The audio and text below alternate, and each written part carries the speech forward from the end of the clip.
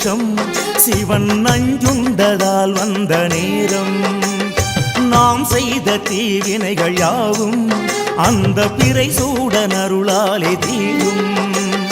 நாரணன் விடையாக நந்தியின் கொம்பிடையில் சிவனாடும் நேரம் இது சிவன் வரும் சுகமான நேரம் இது